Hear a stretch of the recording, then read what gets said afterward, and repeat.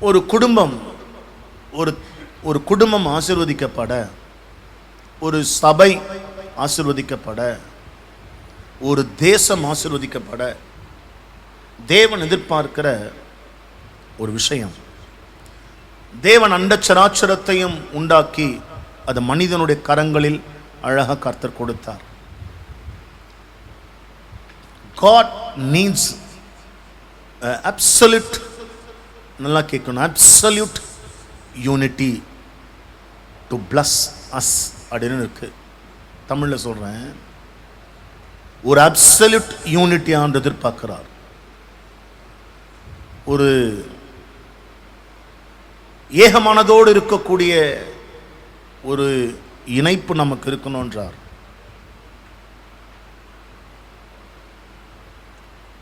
எவ்வளவு ஜனம் ஒரு ஆலயத்தில் கூடி வருகிறது என்பது முக்கியமல்ல, அந்த ஜனங்கள் எந்த அளவுக்கு ஒற்றுமையாக இருக்கிறார்கள் என்பதில் தேவன் கவனமுள்ளவராக இருக்கிறார்.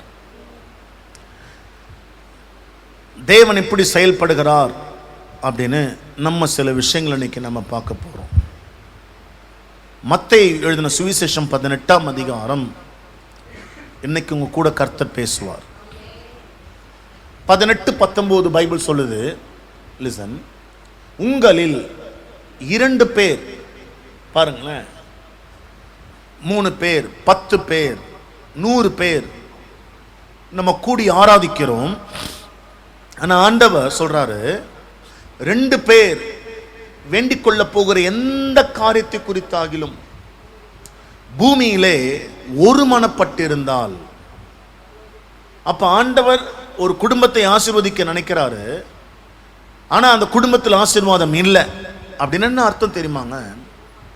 அந்த 2 பேர் கூட ஒரு மனமா இல்லைன்னு அர்த்தம். எங்க ஒரு மனம் இல்லையோ அங்க அந்த குடும்பம் ஆசீர்வதிக்கப்படாது. நான் ஆசீர்வாதம்னு சொல்றது நீங்க சாப்பிட்ற சாப்பாடு, போடுற ட்ரெஸ், இருக்கிற இடம், வீடு, அதெல்லாம் ஆசீர்வாதம். அது எல்லாத்தையும் தாண்டி நம்ம வீட்டுக்குள்ள ஒரு தேவ மகிமை, தேவ பிரசன்னம் தெரியும். 2 பேரை ஆண்டு தெளிவா சொல்ற, 2 பேர் அப்படின்றார். ஆமென். அதனாலதான் ஆண்டவர் பூமியை உண்டாக்கி மனுஷன் கையில கொடுக்கும் போது கொச்சன்னு மனுஷனை உண்டாக்கல ஆண்டவர், 2 பேர் கொடுத்தார் ஆண்டவர். கணவன் மனைவி, ஆதாம் ஏவாள்னு கொடுத்தார். ஆண்டவர் சொல்றாரு பாருங்களேன், 2 பேர் என்றார்.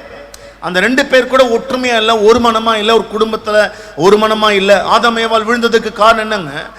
ஆதாம் சொல்லியிருப்பார் மனைவி கிட்ட, அம்மா இந்த மாதிரி இந்த கனியை புசிக்க கூடாதுன்னு சொல்லியிருப்பாரு. அந்த அம்மா என்ன செய்யுதுன்னா, சாத்தான் சொல்றதை கேட்டு அந்த அம்மா கனியை புசிக்குது. பாருங்களேன், 2 பேர் தான், மொத்த பூமியும் விழுந்துச்சு பாருங்க. அப்ப 2 பேர், ஆண்டவர் சொல்ற 2 பேர் ஒருமனப்பட்டு இருந்தா தாங்கள் வேண்டிக் கொள்ள போகிற எந்த காரியத்தை குறித்தாகிலும் ஒருமனப்பட்டு இருக்கும் போது பரலோகத்தில் இருக்கிற என் பிதாவினால் அது அவர்களுக்கு உண்டாகும். இன்னைக்கு நீங்க சொல்றீங்க பல ஜபங்களுக்கு பதில் வரல, என் ஜபத்துக்கு பதில் வரலன்னு சொல்றீங்க.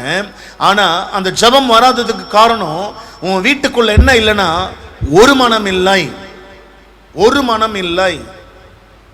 சங்கீதத்தில் அழகா தாவீது எழுதுறாரு, இதோ சகோதரர் ஒருமித்து வாசம் பண்ணுகிறது, அது எத்தனை நன்மை இன்பம். அது ஆரோன் தலையில் மேல ஊற்றப்பட்ட அபிஷேக தைலத்துக்கு அடையாளம். கணவர் ஒன்று சொல்லுவார், அம்மா இதை செய்யலாம், இதோட பண்ண அப்படின்னுவார். அந்த அம்மா ஒன்று சொல்லும், எப்படி தெரியுமா செய்வாங்க, அது கூட வேற வேலையே கிடந்தால் கேனவன் சொல்லிட்டே இருப்பான், சொல்லன நாய் மாதிரி கத்துவான். அப்படி செய்யற ஒரு கும்பலம் இருக்கு. அந்த ஒரு மனம் இல்லாததை ஆண்டவர் பார்க்கிறாருங்க. நீ என்னதான் செஞ்சாலும் அதுல ஆசீர்வாதம் இல்லாததுக்கு காரணம் அதுல ஒருமனப்பட்டு செய்யாம நீ உன் இஷ்டத்துக்கு பண்ற பாரு, அங்கதான் தேவனுடைய ஆசீர்வாதம் இல்லை. 2 பேர் என்றார் ஆண்டவர், நான் பெரிய காரியங்களை செய்வேன். ஒரு குடும்பம் ஆசீர்வதிக்கப்பட கணவன் மனைவியுடைய அந்த ஒரு மனம் மிக மிக அவசியம்.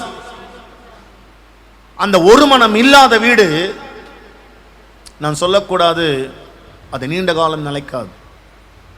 ஹல்லேலூயா. அப்படியே ஒரு வண்டி ஓடிக்கிட்டே இருக்கும் பாருங்க, தட்டு தடுமாறி. சில வண்டி பழைய வண்டி ஆயிடுச்சுன்னா அவங்க எல்லாருக்கும் தெரியும், ஓட்டுறவங்க தெரியும். அதை அட்ஜஸ்ட் பண்ணி தான் ஓட்டணும். கீர் போடும் போது கூட பார்த்து அது அவங்க ஓட்டினா தான், நேக்கா போட்டு தான் கீர் போடுவாங்க. மற்றவங்க கையில் கொடுத்தா போட்டால் என்னடா கீரே விழ மாட்டேன்னு தெரியுமா. ஆனால் வண்டி ஓனருக்கு நல்லாவே தெரியும் கீர் எப்படி போடணும்னு. அந்த மாதிரி பல வண்டிங்க ஓடுது. ஆனால் இன்னைக்கு உங்களை பார்த்து ஆண்டு சொல்றாரு, 2 பேர் ஒருமனப்பட்டா பரலோகத்திலும் பதில் வரும்ன்றார் அவர். 100 பேர் 200 பேர்லாம் ஆண்டவர் சொல்லலை, 2 பேர் தான். இன்னைக்கு அந்த 2 பேர் கூட ஒரு மனமா இல்லையே. என்னைக்கு ஒன்று தெரிஞ்சுக்கோங்க, குதிரையோட தான் ஓடும். குதிரையை கூட நீ கழுதை கட்டணும்னு வச்சுக்கோ, அந்த கழுதை ஓடாது. நான் என்ன சொல்றேன் அப்படின்னு கேட்டாக்கனால தெளிவாக புரிஞ்சுக்கோங்க. அந்த கழுதையை வெளியே அனுப்புன்றேன் நான். அந்த கழுதையை கழட்டிட்டேன்னு வச்சுக்கோ, குதிரை நல்லா வேகமாக ஓடும். ஆனால் அந்த குதிரை வேகத்துக்கு அந்த கழுதை ஓடாம அந்த குதிரையை கண்ட்ரோல் பண்ற ஒன்று இருக்கு, அந்த கழுதை தான் காரணம். ஆக அந்த குதிரை ஒன்று யோசிக்கணும், இம்மீடியட்டா அந்த கழுத்து மேலே இருக்கிற அந்த நுகத்தை எடுத்துட்டு அந்த கழுதை மேலே அந்த நுகத்தை வச்சுட்டு இந்த குதிரை வேகமாக தான் ஓட பார்க்கணும். ஆமென். ஏன்னு கேட்டாக்கா இந்த குதிரை வேகத்துக்கு அந்த கழுதை ஓடவே ஓடாது. நீங்க கழுதைங்க கூடலாம் டிராவல் பண்ணக்கூடாது. ஆமென். நான் சொல்ற அர்த்தம் உங்களுக்கு புரிய நினைக்கிறேன். உங்க கூட ஒரு மனம் இல்லாமல் அவங்க ஒரு சிந்தை, அவங்க ஒரு எண்ணம், அவங்க ஒரு கருத்து, அவங்க ஒரு எண்ணம், அவங்க சொல்றது பெருசு. ஆமென். அவங்களுடைய சுய ஞானம். ஆமென். இப்போ சபையினுடைய வளர்ச்சி எதில் திரும்பாங்க இருக்கு. இங்க கர்த்தர் சொல்வதை கேட்டு நீங்க அதன்படி நடக்கும்போது சபை வளரும். ஆமென். ஒரு சபையின் போதகரும் விசுவாசிகளும் இணையும் போதுதான் அங்க வளர்ச்சி இருக்குமே தவிர, இப்ப நான் உங்களை பார்த்து ஒரு கேள்வி கேட்கிறேன், நீங்க சரியா நீங்க பதில் சொல்லணும். என்ன அப்படின்னா, ஒரு பிள்ளை ஒரு புக் எடுத்து ஸ்கூல் படிக்கிற பிள்ளை நல்லா புக் எடுத்து நல்லா படிக்குது. அதுக்கு சாயங்காலம் 4 மணிக்கு வருது, 5 மணி வரைக்கும் விளையாடிட்டு புக் எடுத்து 5லேருந்து 8 வரைக்கும் படிக்குது.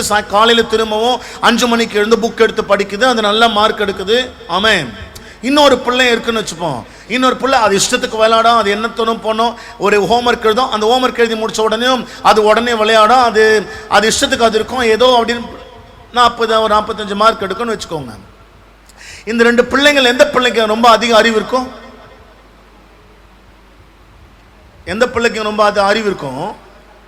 கருத்த ஞானமா அந்த 5லேருந்து 8 வரைக்கும் படிக்கிற பிள்ளைங்க, காலையில் எழுந்து 5லேருந்து 7 வரைக்கும் படிச்சுட்டு ஸ்கூல் போற பிள்ளைக்கு தான் அறிவு அதிகமா இருக்கும். அப்படி போல நீங்க யார் கூட சேர்றீங்களோ அந்த அளவுக்கு தான் நீங்க இருப்பீங்க. நீங்க பூவோட சேர்ந்த நாரம் மணக்கும் அப்படின்னு ஒரு பழமொழி நம்ம தமிழ்ல உண்டு. அப்போ ஒரு மனப்பட்டு இல்லாம ஒரு கணவன் மனைவிக்குள்ள, ஒரு சபைக்குள்ள, ஒரு குடும்பத்துக்குள்ள, ஒரு 2 பேருக்குள்ள ஒரு மனம் இல்லாமல் நீங்க எதை முன்னணி செஞ்சாலும் ஆமென், அது வாய்க்காது, அது நிலைக்காது, அதன் ஆசீர்வாதத்தை காண முடியாது. ஹல்லேலூயா. மத்தேயு 12:25 பைபிள் சொல்லுது பாருங்க. மத்தேயு 12:25 இயேசு அவர்கள் சிந்தனைகளை அறிந்து சொல்றாரு, தனக்குத்தானே விரோதமாய் பிரிந்திருக்கிற எந்த ராஜ்யமும் அது பாழாய் போயிடுன்றார் அவர். தனக்குத்தானே விரோதமாய் பிரிந்திருக்கிற எந்த பட்டணமும், நல்லா கேட்டுக்கோ, எந்த வீடும் அது நீண்ட கால நிலைச்சு நிற்காது. அங்க தேவன் எதிர்பார்க்கிற ஒரு விஷயம், கணவன் மனைவிக்குள்ள அந்த ஒரு மனம் இருக்கான்னு பார்க்கிறார். ஒரு மனம்னா என்ன பாஸ்டர் நீங்க கேட்கலாம், அதுக்கு பதில் சொல்ற, நல்லா கேட்டுக்கோங்க. 2 விஷயத்தை நீங்க டிஸ்கஸ், ஒரே விஷயத்தை 2 பேருமே நீங்க டிஸ்கஸ் பண்றீங்க. அப்படி டிஸ்கஸ் பண்ணும்போது அந்த ரெண்டு பேருமே ஒரு கன்க்ளூஷனுக்கு வரணும். அந்த கன்க்ளூஷனை 2 பேருமே அக்செப்ட் பண்ணணும். ஆமென். அக்செப்ட் பண்ணி ஓகே அப்படின்னு நீங்க முடிவுக்கு வந்துதான் அதை நீங்க செயல்பாட்டுக்கு கொண்டு வரணும். அப்படி ஒரு கணவர் ஒரு விஷயத்த சொல்றாரு, இதை பண்ணலாம் அப்படின்னும் போது அந்த அம்மா எப்போதும் கொஞ்சம் எகிரி குதிக்கும். தெரியல, பொம்பளை புத்தி, அதான் ஒன்றும் பண்ண முடியாது. அது ஏதேன்லேருந்தே இது அப்படிதான், அதை மாற்றவே முடியாது. அது என்னன்னு கேட்டாக்கா தன்னுடைய ஆதிக்கத்தை எப்போதுமே வைக்க பார்க்கும் பொம்பளை. அது பொம்பளை தான். பொம்பளை புத்தியை மாற்ற முடியாது. அங்க ஒரு கான்ட்ரவர்ஷியல் வரும்போது, நல்லா கேட்டு, அங்க ஒரு கான்ட்ரவர்ஷியல் வந்து அந்த கணவருக்கு ஒரு விதமான சலிப்புத்தன்மை வருது அப்படின்றாரு பாருங்க. அங்க அந்த ஒரு மனம் உடையுது, அங்க அந்த ஆசீர்வாதம் இருக்காது. புரிஞ்சுதா? நல்லா தெரிஞ்சுக்கோங்க. நீங்க செய்யறது வாய்க்கணும், அதில் ஒரு பிளஸ்ஸிங் இருக்கணும் அப்படின்னா, சில நேரத்தில் மனைவி வந்து சில விஷயங்களை வந்து நல்ல ஞானத்தோடு சில விஷயங்களை சொல்லுவாங்க. இந்த ஆண் ஆதிக்கம் ஒன்று இருக்கும்ல, பிரைஸ் தி லார்ட், ஹல்லேலூயா. இந்த ஆண் ஆதிக்கம் ஒன்று இருக்கும் எப்போதுமே. ஏய் நான் தாண்டி, நான் சொல்றதை கேளுடி, நான் தாண்டி, ஆமென், ஹல்லேலூயா அப்படின்ற மாதிரி ஒரு ஆண் ஆதிக்கம் இருக்கும். ஆனா அந்த மனைவி என்ன பண்ணுவாங்க அப்படின்னா, சரி விடு, ஏன்னா சண்டை கண்ட வீட்டில் வரோம், எதுக்கு நம்ம தேவையில்ல பிரச்சனையே வீட்டுக்குள்ளே வர வைப்பான, சரி அவர் சொல்கிற மாதிரி செஞ்சுட்டு போயிடலாமே அப்படின்னு செய்யறதும் தப்பு. சண்டை போட்டுக்க சொல்லலை, உக்காந்து பேசுற கன்க்ளூஷனுக்கு வந்து நீ செய், இப்படி தெளிவாக சொல்லிடு. லிசன், தெளிவாக சொல்லிடுங்க. ஆணா இருந்தாலும் பெண்ணா இருந்தாலும் கணவனா இருந்தாலும் மனைவியா இருந்தாலும் இன்னைக்கு சொல்லித்தர உங்களுக்கு, நீங்க தெளிவாக உங்க பதில சொல்லிடுங்க. நீ செய்ப்பா, ஆனாலும் இதுல எனக்கு கொஞ்சம் கூட என்ன இல்லை, எனக்கு திருப்தி இல்லை, ஆனாலும் நீ சொல்றேன்னு நான் செய்யறேன் அப்படின்னு சொல்லு. அங்க ஆட்டோமேட்டிக்கா அந்த ஒரு மனதின் ஆவி கர்த்தர் வைப்பார். அவர் எப்போதுமே ரெண்டு பேருமே ஆதிக்கத்தை கையில் எடுக்கவே கூடாது. சில மனைவிமார்களுக்கு கணவருக்கு ஒண்ணுமே தெரியாதுன்னு நினைக்கிறாங்க. ஆனா ஏன் பைபிள் சொல்லுது, உங்க கையில பைபிள் மாத்தி எழுதிருக்கேன்னு நினைக்கிறேன், ஆனா ஏன் பைபிள் சொல்லுது புருஷன் மனைவிக்கு தலையா இருக்கிறான். ஹலோ, தலைக்கு தெரியுமா வாளுக்கு தெரியுமா? உங்களுக்கு வாளுக்கு தான் தெரியும்ன்றீங்க, ஆனா ஏன் பைபிள் சொல்லு தலைக்கு தான் தெரியும். இந்த தலை தான் யோசிக்கும், இந்த தலை தான் சிந்திக்கும், இந்த தலை தான் செயல்பாட்டுக்கு வரும். இந்த தலை தான், தலையில் என்ன இருக்கு? மூலகுது, வால்ல இல்ல. ஒருவேளை ஏவாள் அந்த வார்த்தை சொல்லிச்சோ இல்ல எனக்கு தெரியல, ஏதேன் தோட்டத்தில் என்னங்க உங்களுக்கு தெரியலங்க, உங்களுக்கு தெரியாது கம்முன்னு இருங்க. என்னதுங்க உங்களுக்கு தெரியாதுங்க கம்முன்னு இருங்க, உங்களுக்கு தெரியாதுங்கன்னு சொல்லி அவன் கடைசியில் ஒரு முட்டுக்கட்டையில் வந்து நிற்கிறான். எனக்கு தெரியாது நீ நினைக்கிற, ஆனால் உனக்கு தெரியலன்றது நான் இல்லாத ஒரு காலம் வரும், அப்போதான் உனக்கு தெரியும்.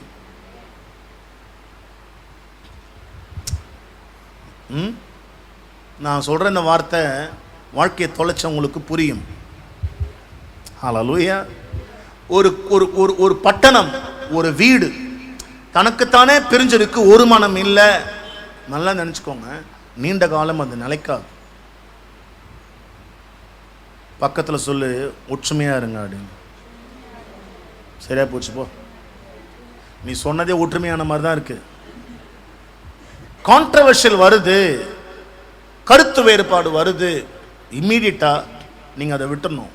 இன்னொன்று, ஒரு புருஷனோ ஒரு மனைவியோ இந்த வசனங்களை வச்சு என்னங்க நீங்க சொல்றது ரைட்டு தான், ஆனாலும் இந்த பைபிள் நமக்கு இப்படி சொல்லுதே அப்படின்னு சொல்லக்கூடிய மனைவிமார்கள் 100 தான் இருக்கு. மீதி 99 நான் சொல்றத நீ கேளு, நான் சொல்றத நீ கேளு. 100 ஆண் தான் வசனத்தை வச்சு மனைவியோடு கூட பேசுறா, மீதி 99 நான் சொல்றத அப்படின்னு சொல்லக்கூடிய கணவன் மனைவிமார்கள் இருக்கும்போது வாழலாம், இருக்கலாம், பல திருமண நாளை கொண்டாடலாம், ஆனாலும் வாழ்க்கை குடும்பம் விருத்தி ஆகாது. ஏன் விருத்தி ஆகலைன்னா அந்த கணவன் மனைவிக்குள்ள என்ன இல்லைங்க, சிலலாம் கடமைக்கு வாடுறான். சில பெண்கள்லாம் தலையை கொடுத்துட்டு அம்டங்கையில் என்ன பண்ண, சரி வாழ்ந்துன்னு போ, அதை சரி பண்ண பாரு, அதை ரிப்பேர் பண்ணு, கொஞ்சம் இன்ஜின் ஆயில் கொடு, கொஞ்சம் கிரீஸை போடு, கொஞ்சம் எல்லாத்தையும் சேர்த்துக்கோ, என்னென்ன பண்ணணுமோ பண்ணு. தேவன் சொல்ற ஒரு காரியம் நல்லா கேட்டுக்கோங்க, 2 பேர் ஒருமனப்பட்டா ஒரே இருதயம் கொண்டவர்களாய். ஹல்லேலூயா. 8ஆம் அதிகாரம் 28ஆம் வசனம், 8:28 கொடுப்போம். மத்தேயு 8:28 கேளுங்களேன். லிசன், இங்க பாருங்க. அவர் அக்கறையிலே கெர்கேசேன நாட்டில் வந்தபோது பிசாசு பிடித்திருந்த 2 பேர், பார்த்தீங்களா? பிசாசு கூட 2 தான் இருக்குது. பிசாசுக்கு நல்லா தெரியும், நம்ம ஒன்றா இருந்தால் தான் எவனையான பிடிக்க முடியும் அப்படின்னு. தனியாக எந்த பிசாசும் போகாது. பிசாசுக்கு இருக்கிற அறிவு கூட நம்ம ஆளுங்களுக்கு இல்லை. பார்த்தீங்களா? பிசாசு பிடித்திருந்த 2 பேர். அப்போ அந்த பிசாசு பிடிச்சவங்க 2 பேர் கூட என்னவா இருக்கிறாங்க, தனியா இல்லை, 2 பேரா தான் இருக்காங்க, சாத்தான் கூட. அப்போ அந்த சாத்தான் 2த்துக்கும் ஒன்று பேசிக்கோங்க, இன்னி நம்ம அவனை போய் காலி பண்ணலான்னு அது சொல்லலாம். கரெக்டாக சொன்னடா, காலி பண்ணலான்டா இன்னைக்கு, அது சொல்ல இன்னைக்கு வானடா அவன் நாளைக்கு பார்த்துக்கலாம்னு சொல்லாது. அவ்வளோ ஒற்றுமையாக இருக்கும். அதனால தான் பிசாசு சில பேய்ங்கெல்லாம் பார்த்தீங்கன்னா சில விட்டு போய் அவ்வளோ ஸ்ட்ராங்காக இருக்கும். ஏன்னா அவ்வளோ ஒற்றுமையாக அங்கே இருக்கும், உள்ளே இருக்கும். ஆனா இன்னைக்கு ஆவிக்குரியவர்கள் இன்னைக்கு என்ன திருச்சபையில் என்ன என்ன இல்லைன்னு கேட்டாக்கா 2 பேருங்க, லீஸ்ட் நம்பர் 2. ஆண்டவர் சொல்றாரு 2 பேர் கூட ஒற்றுமையா இல்லைன்றார் அவர். நீங்க ஒரு மனம் இல்லாத இடத்துல இருந்து பாருங்களேன், அது வாழ்க்கை எப்படி தெரியுமாங்க இருக்கும், ஒரு கஷ்டமாவே நமக்கு ஆயிடும். நமக்கு நம்ம ஸ்பிரிட்ல ஆவியில ஒன்று சொல்லட்டுமாங்க, நீங்க நேரம் கிடைச்சா பைபிள் படிக்கிற உங்களுக்கும், ஆமென் ஆமென், நேரம் கிடைச்சா பைபிள் படிக்கிற, நேரம் கிடைச்சா ஜபிக்கிற உங்களுக்கும், ஜபிக்கிறதையும் பைபிள் வாசிக்கிறதுமே வச்சிருக்கிற அவங்களுக்கும் எவ்வளவு வித்தியாசம் இருக்கும். அப்ப நீங்க யார் சொல்றத கேட்கணும்? நேரம் கிடைச்சா பைபிள் வாசிக்கிற உனக்கு அறிவு அதிகமா இருக்குமா, இல்ல பைபிள் வாசிக்கிறதே ஒருத்தன் நேரமா வச்சிருக்கான் அவனுக்கு அவன் பேச்ச நீ கேட்கணுமாங்க? அப்புறம் ஒருத்தர் என்ன பார்த்து கேட்கிறார், பாஸ்டர் எனக்கு புரியவே இல்லை, இதுக்கு கூடவா ஜனங்களுக்கு நம்ம சொல்லித்தரோன்னு கேட்டாரு. எனக்கு புரியல என்ன அர்த்தம் நான் சொல்ல வருதுன்னு. ஜனங்களுக்கு எல்லாமே சொல்லிக் கொடுக்க வேண்டிய இடத்துல தான் பாஸ்டர் இருக்கிறார். ஜனங்களுக்கு ஒன்றும் தெரியாதுங்க. இப்போ நான் இவ்வளோ நேரம் சொன்ன, இந்த 10 நிமிஷம் பேசியிருப்பேன். இப்போ என்னன்னு கேட்டால் உங்களுக்கு திரும்ப தெரியாது.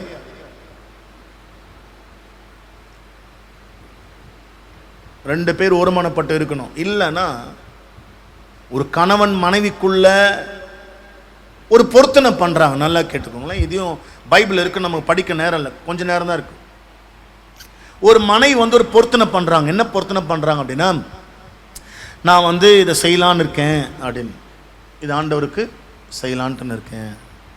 கணவர் என்ன செய்யறாரு, அப்ஜெக்ஷன் பண்றாரு.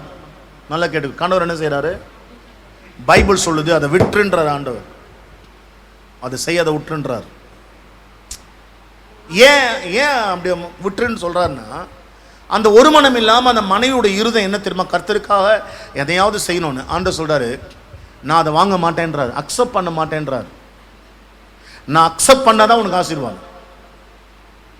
அப்போ கணவன் மனைவியா இணைஞ்சு ஒரே இருதயமா நீங்க ஒரு சபைக்கு ஒரு 100 ரூபாய் கொடுத்தா கூட அதன் பலனை காண்பீர்கள். ஆனா ஒரு மனம் இல்லாமல் என்ன வேணாம் உடி இவ்வளவா கொடுக்கணும் வேணாம், இப்ப சொல்றாங்க வேணாங்க செய்யாதீங்க, அதை ட்ராப் பண்றேங்க. ஏன்னா நீங்க கொடுத்தோம் அதன் பலனை காண மாட்டீர்கள். இப்போ ஒரு 10 லட்ச ரூபா உங்களுக்கு கிடைக்குதுன்னு வச்சுங்களேன், நீங்க காணிக்க எவ்வளவு கொடுக்கணும், 1 லட்ச ரூபா சர்ச்சுக்கு காணி கொடுக்கணும். ஒருவேளை அந்த கணவருக்கோ அந்த மனைவிக்கோ 1 லட்சமா கொடுக்குறது, அதெல்லாம் வேணாம் ஒரு 10,000 ரூபா கொடு அப்படின்னு அந்த வீட்டுக்கார் சொல்றான்னு வச்சுப்போம். நீங்க என்ன செய்யணும், இம்மீடியட்டா, நல்லா கேட்டு நல்லா தெரிஞ்சுக்கோங்க, அந்த ஆள்கிட்ட மல்லு கட்டில நிற்க கூடாது. இம்மீடியட்டா உங்க இதயத்தை என்ன தெரியுமா செய்யணும், நீங்க அதுக்கு அக்செப்ட் பண்ணிட்டு, ஆண்டவரே எங்க வீட்டுக்கார் சொல்றாரு இந்த 10,000 கொடுக்க சொல்லி சொல்றாரு, ஆனால் நான் சொன்ன அவருக்கு புரியாது, இப்ப நான் அதை ஏத்துக்கிறேன் ஆண்டவரே, இதை முழு மனசா நாங்க 2 பேருமே அந்த 10,000 கொடுக்கறதுல ஓகே தானே அவருக்கு, ஓகே தானே அவருக்கு, ஓகே தானே. அப்போ நீங்க அதுக்கு என்ன செய்யணும் தெரியுமா, உடனே நான் அதை அக்செப்ட் பண்றேன் ஆண்டவரே, எனக்கு தெரியும் இது தப்புன்னு தெரியும், ஆனா ஒன்று சொல்லட்டுமாங்க, அந்த 10,000 நீ கொடுத்துட்டு வச்சுக்கோ, அடுத்த முறை நீ கொடுக்கும் போது மீதம் உள்ளதை கர்த்தர் அந்த மனுஷனை கொண்டே கர்த்தர் செய்ய வைப்பார். அவர் அந்த ஒரு மனம்,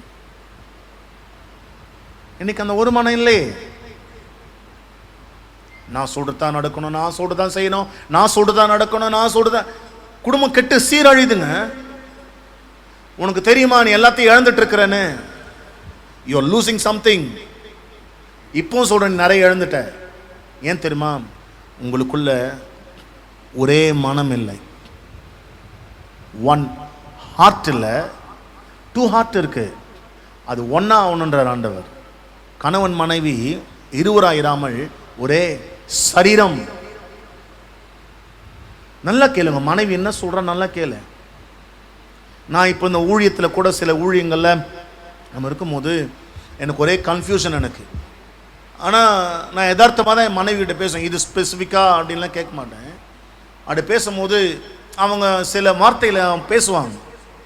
அந்த வார்த்தையை பேசும்போது நான் இமீடியட்டாக என்னத்துமா செய்வேன், அந்த வார்த்தையை அக்செப்ட் பண்ணுவேன். நான் அந்த அக்செப்ட் பண்ணும்போது எங்கள் 2 பேருடைய இதயம் ஒன்றாகுது, ஒரு மனம் வருது, அங்கே தான் கர்த்தர் கிரியை செய்வார். இல்லைன்னா அது நடக்காது, வேஸ்ட். ஹல்லேலூயா. ஆண்டவர் பிசாசு கூட பாருங்களேன், ரெண்டாக தாங்குது. நம்ம 2 பேரா கணவன் மனைவி 2 பேரும் சர்ச்சுக்குள்ளே வருவாங்க. ஆனால் 2 பேருமே ஒவ்வொரு கோணலில் வீட்டில் இருக்கும். நீ நார்த்துனா நான் சவுத்துன்னு. மற்ற 10:2 கொடுப்பா. இப்போ பாருங்க, இயேசு ஊழியத்துக்கு அழைக்கிறாரு. யார் அழைக்கிறாருன்னு பாருங்க. இயேசு ஊழியத்துக்கு கூப்பிட்றாரு. அந்த 12 அப்போஸ்தலர் நாமங்கள், அவனை முந்தினவன் பேதுரு எனப்பட்ட சீமோன், அவன் சகோதரன். ஆண்டவர் பத்தின ஊழியத்துக்கு முதல்ல யார் நம்ம கூப்பிட்றாரு? தோமாவை கூப்பிடலங்க. தோமாவை கூப்பிட்டாரா? பர்தலோமேயை கூப்பிட்டாரா? கூப்பிட்டாராங்க. அவங்க நல்லா கேளுங்க. பேதுரு எனப்பட்ட சீமோன், அவன் சகோதரன். அப்போ ஒரே கர்ப்பத்தில் இருந்து வந்த பிள்ளைங்களை தான் ஆண்டவர் ஊழியத்துக்கு அழைக்கிறார். அந்த யூனிட்டி பாருங்க. ஒரே தாயின் கருவறையில் இருந்த அந்த குழந்தைங்களை கர்த்தர் ஊழியத்துக்கு அழைக்கிறார் அவர். ரெண்டாவது, அவன் சகோதரன் அந்திரேயா பாருங்க. நான் செபதேவின் குமாரன் யாக்கோபு, அவன் சகோதரன். அப்ப இந்த செபதேவின் பிள்ளைகள் 2 பேருமே ஒரே கர்ப்பத்தில் வந்த பிள்ளைங்க. அப்போ தேவன் நம்ம கிட்ட எதிர்பார்க்கிற விஷயம் என்ன தெரியுமாங்க? ஒரு மனம். ஊழியத்தில் கூட தேவன் அதை எதிர்பார்க்கிறார். இல்லைன்னா அதை செய்ய முடியாது. அதுதாங்க சொல்ல வரார். பரிசுத்த ஆவியானவர் முதல்ல தோமா பேரையோ இல்லை பர்தலோமே பேரையோ இல்லை யூதாஸ் காரியத்து பேரை மென்ஷன் பண்ணியிருக்கலாம். ஆனால் அவங்களெல்லாம் மென்ஷன் பண்ணல. ஸ்பெசிஃபிக்காக அவர் சொல்றார். அவர் பேதுரு அந்திரேயா ஒரே தாயின் பிள்ளைகள், யாக்கோபு யோவான் ஒரே தாயின் பிள்ளைகள். அப்போ அங்கே தேவன் எதிர்பார்ப்பது ஒரு மனம். இவங்க என்ன பண்ணிட்டு இருந்தாங்களாம் பண்ணல. 4ஆம் அதிகாரம் மத்தேயு 4:18 கொடுப்பா. இந்த 2 பேருமே என்ன பண்ணிட்டு இருக்காங்க பாருங்க. ஹல்லேலூயா. இயேசு கலிலேயா கடலோரமாய் நடந்து போகையில் மீன் பிடிக்கிறவர்களாக இருந்த 2 சகோதரராகிய பேதுரு எனப்பட்ட சீமோனும் அவன் சகோதரன் அந்திரேயாவும் கடலில் வலை போட்டு கொண்டிருக்கிற போது, லிசன், 2 பேருமே கடல் என்ன செய்யறாங்க? அப்போ ஒரே தாட் இருக்கு அண்ணன் தம்பிங்களுக்கு. ஆமா, அண்ணன் தம்பிங்க கூட பிறந்தவங்களுக்கு ஒரே சிந்தனை இருக்கணும். அப்படி இல்லைன்னா முதல்ல அவங்களை கழட்டி விட்டுறணும். நீங்க வெவ்வேறு சிந்தனை கொண்டவங்க ஒரு இடத்துல இருக்கும்போது அங்க அந்த ஸ்பிரிட் என்ன தெரியுமா செய்ய? 2மே மோதுமே தவிர அங்க ஆசீர்வாதங்களை கொண்டு வராது. நிறைய தடைகள் இருக்கும். ஆபிரகாமுடைய வாழ்க்கையில பாருங்க, லோத்து கூட்டு வரார் அவர். ஆனா லோத்துவின் சிந்தனை எல்லாமே பூமிக்குரியவர்கள், எப்போதுமே கீழே பார்க்கக்கூடியவன். ஒரு நல்ல சிந்தனை கிடையாது அவனுக்கு எப்போதுமே. பார்த்தா ஆபிரகாம் இவன் சரி வர மாட்டான். லோத்தை பார்த்துக்கோ, லோத்து உனக்கு என்ன வேணும்ப்பா, நீ எந்த பக்கம் போறன்னு கேட்டான். நான் இந்த பக்கம் போறான்டவரே. ஆபிரகாம் வழியை மாத்திட்டான். இன்னைக்கு ஆண்டவர் உங்களை சொல்றாருங்க, சிலலாம் ஒத்து வரலன்னு வச்சுக்கோங்க, நீங்க அவங்கள முதல் கழட்டி விட்டுட்டு நீங்க போனதை கானானை சேர முடியும். அதாவது உங்க இலக்குகளை சேர முடியும், உங்க தரிசனத்தை சேர முடியும், உங்க வாழ்க்கையினுடைய அந்த ஆசீர்வாதத்துக்கு நீங்க போக முடியும். இல்ல இல்ல கூட பிறந்தவன் கோச்சுப்பான், அவன் கோச்சுப்பான், இவன் கோச்சுப்பான், நீ அந்த தரித்திரத்திலேயே நீயும் அவன் கூட இருந்து காலத்துக்கும் அதே பிரச்சனையில் அதே போராட்டத்தில் இருந்து மடிந்து போக வேண்டியதை தவிர நீங்க ஒரு நாள் முன்னேறலாம் முடியாது. ஏன்னா என்ன தெரியுமா இருக்கு? சிந்தனையோடு கூட ஒருமனப்பட்டு வரவில்லை. பைபிள் சொல்ற அப்போஸ்தலர் 2ஆம் அதிகாரத்தில் பேதுரு 12 கூட எழுந்து நின்று அப்படின்னு. என்ன அர்த்தம்? பேதுரு தன்னுடைய 12 அப்போஸ்தலரோடு கூட மொத்தமா எழுந்து நின்றாராம். அவங்க இருதயத்தில் இருந்ததெல்லாம் நாம எதிர்பார்த்த மெசையா வந்து மரித்து உயிர் தெழுந்தார் என்ற அந்த விசுவாசம் அந்த 12 பேருக்குள்ள இருந்துதான் பாருங்க. அதனாலதான் அசூர வளர்ச்சி சபையில. இன்னைக்கு சபையில உட்கார்ந்து இருக்கிற ஒரே திருச்சபையில் இருக்கிறோம், ஆனா கருத்து வேறுபாடுகள் நிறைய இருக்கு. சரி, இந்த அண்ணன் நம்ம என்ன பண்ணிட்டு இருந்தாங்க? கடலில் வலை போட்டுட்டு இருந்தாங்க. அப்பதான் இயேசு ஊழியத்துக்கு கூப்பிடுற. அப்ப ஒன்னா இருக்கிறாங்க. கரெக்டா? ஒன்னா இருக்கிறாங்க. 21ஆம் வசனம் பாருங்க. அடுத்தது டக்குன்னு கொடுப்பா. 21. அவர் அவ்விடம் விட்டு போகையில் வேற 2 சகோதரராகிய செபதேயின் மகன் யாக்கோபும் அவன் சகோதரன் யோவானும் தங்கள் தகப்பன் செபதேயுடனே படவில் இருந்து தங்கள் வலைகளை பழுது பார்த்து கொண்டிருக்கிற போது, இவங்க 2 பேரும் என்னவா தான் இருக்கிறாங்க? வலைய அங்க வலை போட்டுட்டு இருக்கிறாங்க, இங்க வலைய பழுது பார்த்துட்டு இருக்கிறாங்க. அப்ப 2 பேருமே 2 பேரோட எண்ணம் ஒண்ணுதான். டேய் வாடா போவோம், மீன் பிடிப்போம், கொண்டு வரும், விற்போம், குடும்பத்தை காப்பாற்றும். ஒருத்தன் போகலான்வான், ஒருத்தன் பார்த்தீங்கன்னா வாடா இன்னைக்கு மழையும் கழியுமாகுதுன்னுவான். பார்த்துருக்கீங்களா? கொஞ்ச நேரம் கழிச்சு பார்த்தா 10 மணிக்கு பார்த்தா சூரியன் வந்துடும். இவன் டெம்ட் ஆகிடுவான். நம்ம அப்போவே சொன்னோம், வாடா மீன் பிடிக்க போகலான்னா, டே மஞ்சடா நீ பற்றியா, நீ வெயில் அடிக்குது, கொஞ்ச நேரத்தில் சூழ்நிலை. அப்போது அங்கே ஒரு மனம் உடையும் போது அங்கே ஆசீர்வாதம் வராதுங்க. இன்னைக்கு ஒரு மனதான் தான் தேவன் எதிர்பார்க்கிறார். அவர் பாருங்களேன், இயேசு என்ன செய்கிறார் பாருங்கள். மார்க் என்ன சுவிசேஷம் 6ஆம் அதிகாரம் 7-13 சில ஆசீர்வாதங்களை சொல்லி வேகமாக முடிக்க நல்லா ஆழமாக நீங்கள் கேட்கணும். இயேசு 12 சீஷனையும் அழைத்து அசுத்த ஆவிகளை துரத்த, நல்லா கேளு, பைபிளில் ஆண்டவர் தம்முடைய அப்போஸ்தலர்களை அழைச்சி முதல்ல அவன் கொடுக்குற அதிகாரமே அசுத்த ஆவிகளை துரத்த தான் அதிகாரம் கொடுத்தாராம். இது என்னவா இருக்கும் நீங்கள் நினைக்கிறீங்க? இந்த அசுத்த ஆவிகள் தாங்க நிறைய டிஸ்டர்பன்ஸை குடும்பத்தில் கொண்டுட்டு வந்துட்டே இருக்கும். இதை நீங்கள் துரத்தலை அப்படின்னா, இது லாங் கேப் கிடைச்சதுன்னா அது அப்படியே ஆக்கிபை, அந்த ஃபேமிலி என்ன செய்யணும், அது ஆக்கிபை பண்ணிடும். அது கணவன் ஒரு சிந்தனை, மனைவி ஒரு சிந்தனை, அது எப்போதுமே அது எதை செஞ்சாலுமே அது வாய்க்காது, நஷ்டங்கள் வரும். மனைவிக்கு பிடிக்கல, நான் ஊழியத்துக்கு வரும்போது முதல்ல ஆண்டவர்கிட்ட கேட்டது, ஆண்டவரே இந்த ஊழியத்துக்கு நான் வரேன், நீங்கள் என் கூட பேசுங்க. நான் 2011 ஆண்டவர் பேசுகிறாரு, ஒரு ஊழியக்காரங்களும் பேசுகிறாரு. இந்த முதல் ரோவில் உட்காந்து ஃபாஸ்டிங் ப்ரேயரில் தேனியில் போயிருக்கேன். தேனியில் இருக்கும்போது அப்போ பாஸ்டர் பேசுகிறார். இந்த முதல் ரோவில் வந்திருக்கிற லாஸ்ட் செஷன், அது 5ஆவது நாள் ஃபாஸ்ட் போய் முடிய போது. அப்போ அவர் பேசுகிறார், நீ ஊழியத்துக்கு வந்துட்டு அவன் மனைவி பிள்ளைங்களை எப்படி காப்பாற்றணும்னு யோசிக்கிற, நீ ஊழியத்துக்கோ கத்தணும் அழைக்கிறானுடைய அங்கே ஆண்டவர் சமூகத்தில் ஒப்பு கொடுத்துட்டு நான் ஜாம் பண்ணிட்டு வீட்டுக்கு வந்துட்டேன். வரும்போது திண்டுக்கல் தாண்டி வரும்போது எனக்கு ஜாம் பண்ணிட்டே வர, ஆண்டவரே என் மனைவி கிட்டே போகிறேன், என் மனைவி இப்போ சொல்லணும் ஊழியத்துக்கு வரேன் அப்படின்னு. அவங்க என்ன சொல்கிறாங்களோ, அவங்க வேணாம் அப்படின்னு சொல்லிட்டாங்கன்னா அந்த ஊழியத்துக்கு நான் வரமாட்டேன்ப்பா அப்படின்னு சொல்லி நான் ஜாம் பண்ணிட்டே வந்து வீட்டில் வந்து இறங்கி ரெஃப்ரெஷ் ஆகிட்டு உட்காந்து நடந்ததை அங்கே நடந்ததை நான் சொன்னும் போது என் மனைவி சொன்னேன், 3 நேரம் ஊழியத்துக்கு வரேன் அப்படின்னும் போது என் மனைவி சொன்னாங்க, ஆண்டவர் சொன்னால் செய்ப்பா அப்படின்னாங்க. அதனால தான் இன்றைக்கு வரைக்கும் இந்த ஊழியத்தை நிலச்சி நிற்க கர்த்தர் கிருபை செஞ்சு.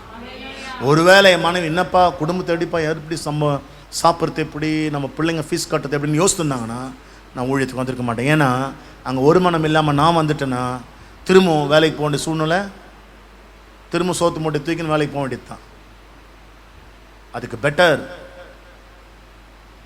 ஒரு மனமாக இருந்து செய்யத்தான். எவ்வளவோ கஷ்டங்கள், எவ்வளோ நெருக்கங்கள், எவ்வளவோ இறக்கங்கள், எவ்வளோ இழப்புகள் நாங்கள் சந்திச்சிருக்கிறோம் இந்த ஊழிய பாதையில். ஆனால் இன்றைக்கி நிற்க ஒரே காரணம் அந்த ஒரு மனம். நான் உடஞ்சி ஒரு மாதிரி உட்காந்தாலும் என்னை தேய்ச்சக்கூடியவங்க என் மனைவி தான் என்னை தேய்ச்சுவாங்க. ஆண்டவர் இருக்கிற இதுக்கெல்லாம் பார்த்துக்காதப்பா அப்படின்னு. இப்போ சமீபமாக ஒரு 4 நாளாக ரொம்ப சிக்காயிட்டேன். நான் சிக்காயிட்டு ஹாஸ்பிட்டல்லாம் போய் செக்அப் பண்ணி டாக்டர் ரிசல்ட்லாம் சொன்னார் எனக்கு. அதெல்லாம் சொன்னப்போ என் மனைவி சொன்னாங்க, அதெல்லாம் உனக்குலாம் ஒன்றும் இல்லை போப்பா அப்படின்ட்டாங்க.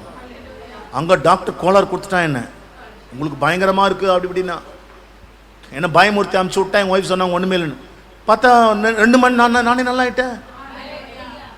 ஏன் கூட சேர்ந்து அதுவும் ஐயோ நான் முடிஞ்சு போச்சு. அவள் தான் 4 திங்கக்கிழமை காலையில் அட்மிட் ஆக வேண்டியதான் ஹாஸ்பிட்டலில். ஒரு மனம் இருக்கணும். அப்புறம் எங்கள் அப்பாகிட்ட கேட்டேன், பெற்றவங்களை கேட்கணும்ல ஒரு வார்த்தை. சரிப்பா என் மனைவி ஓகே சொல்லிட்டாங்க, இப்போ எங்கள் பெற்றவங்க ஓகே சொன்னாங்கன்னா நான் ஊழியத்துக்கு வந்துடுறேன் ஆண்டவரே. ஏன்னா எங்கள் அப்பா தான் கத்துவார், ஏன்டா ஊழியத்துக்கு வந்தனா சோத்துக்கு என்னடா பண்ணு எங்கள் அப்பா கேட்பார். அவர் தெரியாது, ஊழியாக தான் தெரியாது அவருக்கு.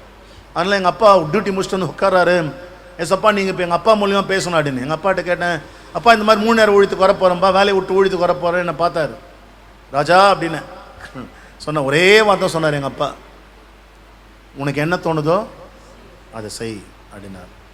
எழுந்து வந்து நேராக ஆஃபீஸ் போனேன். 2011 அக்டோபர் 31 ரிசைன் லெட்டர் எழுதி கொடுத்தேன். 1 மந்த் ஒர்க் பண்ணேன். டிசம்பர் மாதம் வெளியே வந்துட்டேன். இன்றைக்கி கர்த்தர் நடத்துகிறார். ஒரு மனமாக இருங்க. முதல்ல மனைவி வேணான்னு சொல்கிற விஷயத்த முதல்ல விட்டுருங்க. பிரைஸ் தி லார்ட், ஹல்லேலூயா, ஸ்தோத்திரம். புருஷன் வேணான்னு சொல்கிற விஷயத்த முதல் விடு. அது ஒரு மனம். மீதியை கர்த்தர் பார்த்துக்குவார். புருஷன் சொல்கிறாரா, ஏன் அந்த வீட்டுக்கு போவாது அப்படின்னு என்ன பண்ணக்கூடாது கூட.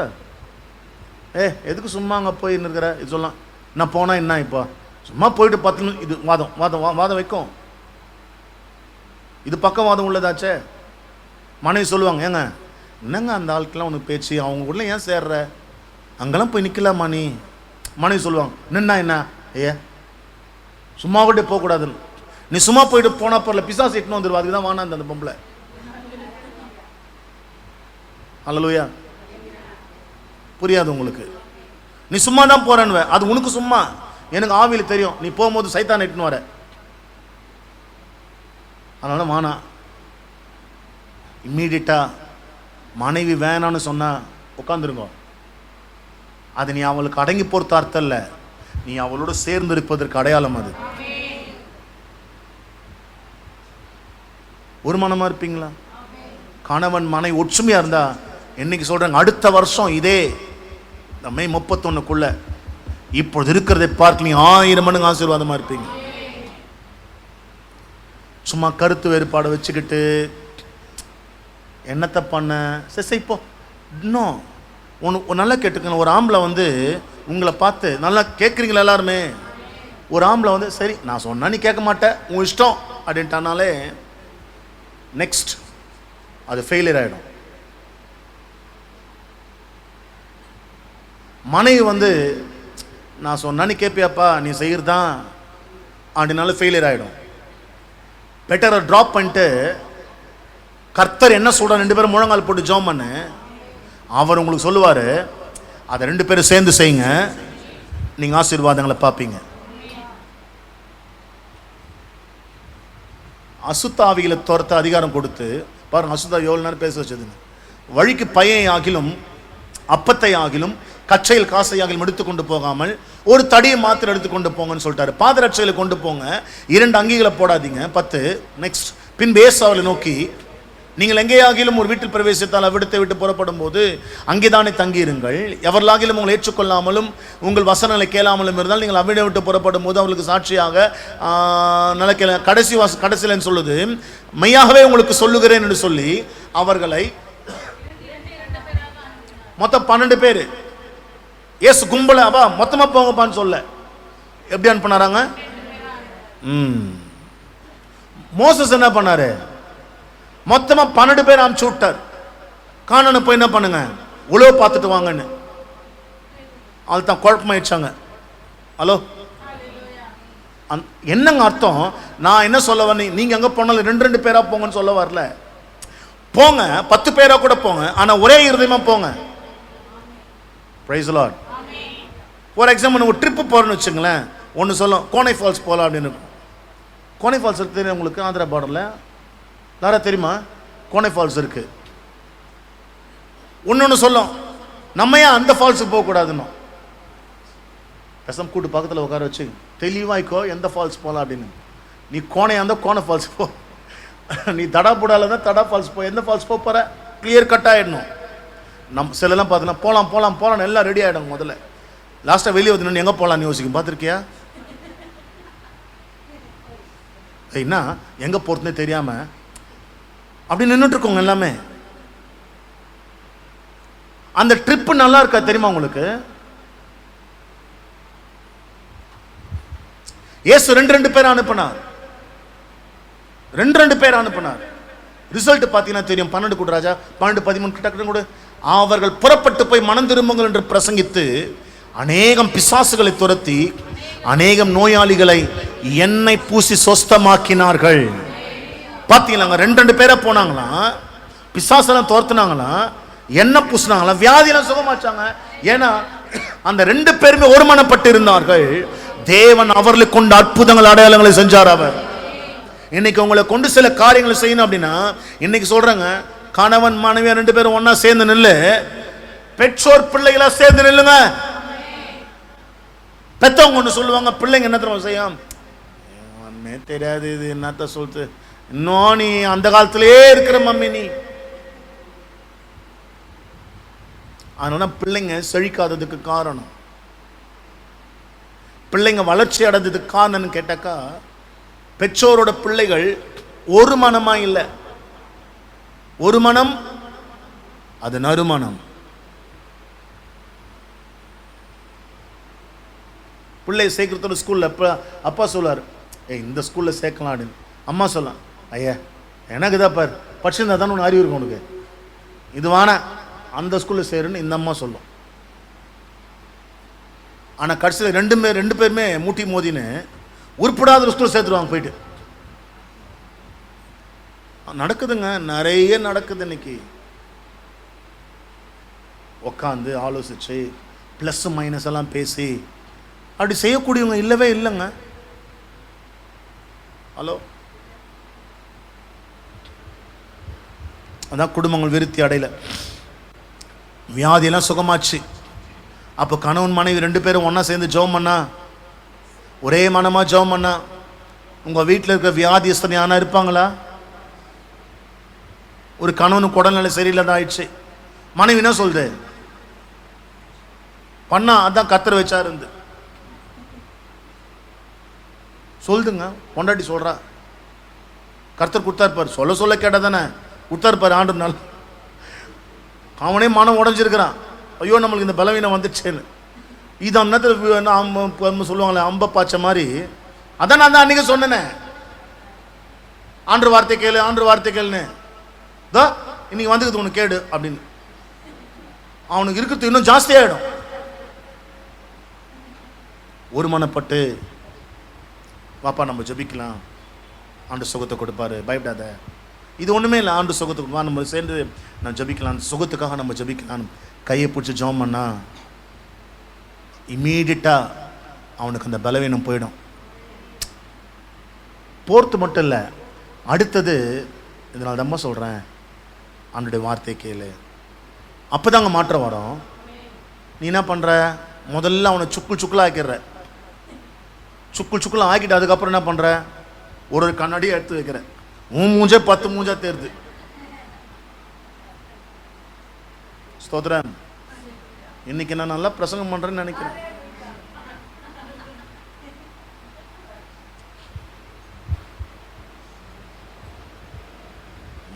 மார்க் 11:1-6 வரைக்கும் பாருங்க. Hello, praise the Lord. கொடுப்பா, மார்க் 11:11 1-6 கொடு. இயேசுவும் சீஷர்களும் எருசலேமுக்கு சமீபமாய் சேர்ந்து ஒலிவ மலைக்கு அருகான பெத்பகே பெத்தானியா என்னும் ஊருக்கு வந்தபோது அவர் தம்முடைய சீஷரில், ஹலோ, இயேசப்பா ரொம்ப கரெக்டாக இருந்தாருங்க. அவர் கும்பலை அமிச்சாலே அவங்க ஒரு பிரச்சனை வருதுன்னு. அப்போ தேவன் எதிர்பார்ப்பது என்ன? அந்த 2 பேருக்குள்ள இருக்கிற ஒரே இருதயத்தை எதிர்பார்க்கிறார். அப்போ 2 பேர் என்னவா இருப்பாங்க? ஒற்றுமையா இருப்பாங்க. அப்போ நான் நினைக்கிறேங்க, இந்த சென்ட் தாமஸ் மவுண்ட்டை கர்த்தர் பக்கமா திருப்ப ஆயிரக்கணக்கான ஜனலாம் வேணா, 2 பேர் போதும், கர்த்தர் திருப்பிடுவார். உன் மொத்த குடும்பத்தில் ரட்சிக்கப்படாம நிறைய பேர் இருக்கிறாங்களே, சபைக்கு வராம வெளியே இருக்கிறாங்களே, நரகத்துக்கு போட்டு இருக்கிறாங்களே, அவங்களெல்லாம் திருப்ப யார வேணாங்க, நீயும் புருஷனும் ஒன்னா இருந்தாலே மொத்த குடும்பத்தை திருப்ப முடியுங்க.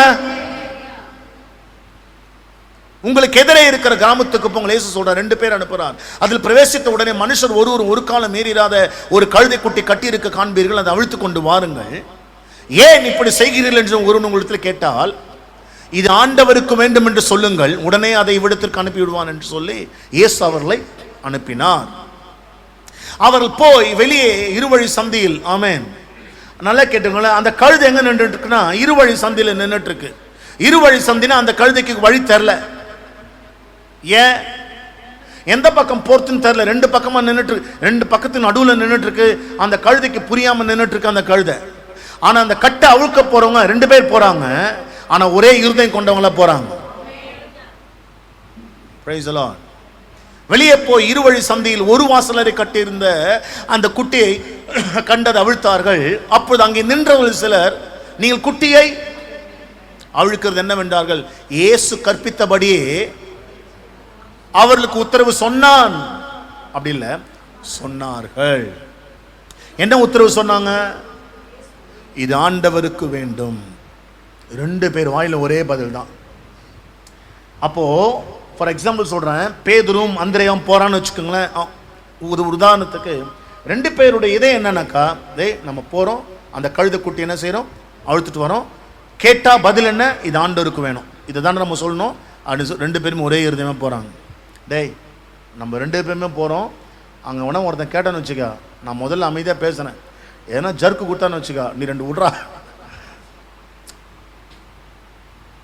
புரியுதா? எடுத்தோடனே நீ கையை விட்டுரு, 2வது அப்புறம் நான் பார்த்து 2வது நான் கையை விட்றேன்டா, அப்புறம் அந்த கழுது எப்படி அவன் தடுக்கிறான்னு பார்க்கலான்னு ஒருத்தன் சொல்கிறான்னு வச்சுக்கா, இந்த 2 கழுதை அடிச்சுன்னு வரமே தவிர்த்து அந்த கழுதை அவுக்க முடியாது. இன்னைக்கு நிறைய கழுதைங்க அதுங்களுக்குள்ளே அடிச்சுக்கிறத தவிர்த்து கட்டப்பட்ட நிறைய பேரை கட்டவிழ்க்க முடியல. ஏன்? அதான் நீயே அடிச்சுக்கிறிய, நீ உன் புசணும். அப்புறம் எங்கேருந்து உங்க சொந்த பந்தத்தில் இருக்க நிறைய பேர் கட்டவிழ்க்க போற? அப்பொழுது அவர்களை போக விட்டார்கள் அப்படின்னா என்ன பைபிள் சொல்லுது? அந்த கழுது குட்டியை விட்டுட்டாங்களாம். உன் குடும்பத்தில் நிறைய பேர் கட்டப்பட்டிருக்கிறாங்க, அந்த கட்டெல்லாம் நீ அவிழ்க்கணும். அதுக்கு ஆண்டவர் சொல்றார், நீங்க 2 பேர் ஒரு மனமா இருங்க. பரலோகத்தில் பூலோகத்தில் ஒருமனப்பட்டு எவையில கட்டவிழ்ப்பீர்களோ அது பரலோகத்திலும் கட்டவிழ்க்கப்பட்டு இருக்கும். இங்க பூமிக்கு வேண்டியதெல்லாம் கர்த்தர் பரலோகத்தில் வச்சிருக்கிறாரு.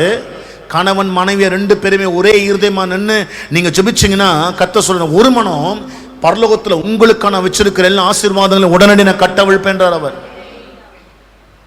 ஒரு மனம் இல்லை. லூக்கா 5:1-6 வரைக்கும் வேகமா. லூக்கா 5:1-6. இயேசு கெனசரேத் கடல் அருகே நின்ற போது திரளான ஜனங்கள் தேவ வசனத்தை கேட்கும்படி அவரிடத்தில் நெருங்கினார்கள். அவர் அப்பொழுது கடற்கரையில் நின்ற 2 படகுகளை கண்டார். வா, ஆண்டவர் பார்க்கிறார் பாருங்களேன். இப்போ என் குடும்பத்தை பார்க்கும்போது என்னை என் மனைவியும் பார்ப்பார். 2 பேர் எந்த அளவுக்கு ஒரு மனமா இருக்கிறாங்க. நான் சொல்றேன்னு வச்சுங்களேன், இன்னைக்கு வந்து இந்த குழம்பு பண்ணலாம்ப்பா அப்படின்றன்னு வச்சுங்களேன், சொல்றேன்னு வச்சுங்களேன், எங்கள் மனைவி உடனே சரிப்பா இதை பண்ணலாம் அப்படின்னு சொல்லிட்டா ஓகே, ஒரு மனம். சும்மா அதேவா முடிஞ்சிச்சு கதை, அவள் தான் அந்த குழம்பு கோளாறாயிடும். நிச்சயமாக குழம்பு கோளாறு குத்துருவாங்க வீட்டில். குழம்பு மணி நல்லாவே இருக்காது. உடனே என்ன சொல், சரி நீ ஆப்ஷன் சொல்லுவேன், உடனே அவங்க ஒரு ஆப்ஷன் சொல்லுவாங்க, I will go for that, போயிடுவேன். மோஸ்ட் நான் எப்போதுமே எப்படின்னா, என்ன செய்யலாம் நீ சொல்லு அப்படின்வேன். ஹலோ, ஏன்னா செய்ய பொறுத்த அவங்க அன்ஈஸியாக செஞ்சிடக்கூடாது. இதேவா நம்ம செய்யணும்னு செய்யும் போது கூட மனசில் நினைக்கக்கூடாது அப்படின்றதுக்காக என்ன சொல்லுவேன், சரி நீ என்ன சொல்லு அப்படின்வேன். என் மனைவி சொல்லுவாங்க, இதை வாங்கி வந்துருப்பா, அதை ஓகே ஓகே ஓகே. அப்போ அவங்க ஒரு மனமாக அந்த குழம்பு செஞ்சு சாப்பிட்டா கூட உடம்புல ஓட்டும். அவள் வயிறு எரிஞ்சு செஞ்சு என் வயிற்றுக்குள்ளே போய் எனக்கு வயிறு எரிய என் உடம்புல ஒட்டாது. ஹலோ, கணவன்மார்களே ஆழமாக தெரிஞ்சுக்கோங்க, உங்கள் மனைவி என்ன சாப்பிட்றாங்கன்னு கேட்டுட்டு அதை வாங்கி கொடுத்து செஞ்சு கொடுங்க.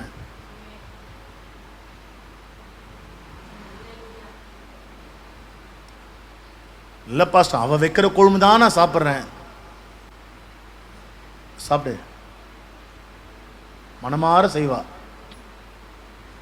சிலர் படுகிற பாடுகள். ஒரு வீட்டில் போய் சாம்பார்னு ஒன்று வச்சாங்க. ஆண்டவா, எவ்வளவோ சாம்பாரை சாப்பிட்ருக்கேன், ஆனால் அந்த சாம்பார் இதுவரை நான் சாப்பிட்டதே இல்லை.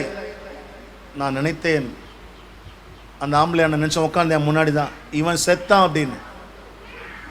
ஆமாம், அதனால் இயேசு பாருல 2 படகு போட் 2 போட்டு ஒன்றா நின்றுட்டு இருக்கிறத பார்க்குறார் ஆண்டவர். அந்த ஒரு போட் நல்லா கேளுங்களேன், அவங்க 2 பேருமே மீன் பிடிக்கிறவர்கள். அவைகளை விட்டிறங்கி, யாருன்னா நம்ம எல்லாருக்கும் தெரியும், பேதுருவும் அந்திரேயாவும் அண்ணன் தம்பிங்க 2 பேருமே. அண்ணன் தம்பிங்க ஒற்றுமையாக இருந்தாலும் குடும்பம் நல்லா இருக்குங்க. ஆனால் ஒற்றுமை இல்லாத அண்ணன் தம்பிங்களை நல்லா கேள, நீயும் அழகாக விலகி வெளியே போய் ஓரமாக போயிடு. பகைச்சிடாத, கூட பிறந்தன பகைச்சிடாதீங்க. ஆனால் ஓரமா, ஹலோ, அவன் ஆபத்துன்னு வர நல்லா கேளுங்க, இதையும் சொல்லிடணும், அப்புறம் தப்பாக நினச்சிப்பீங்க.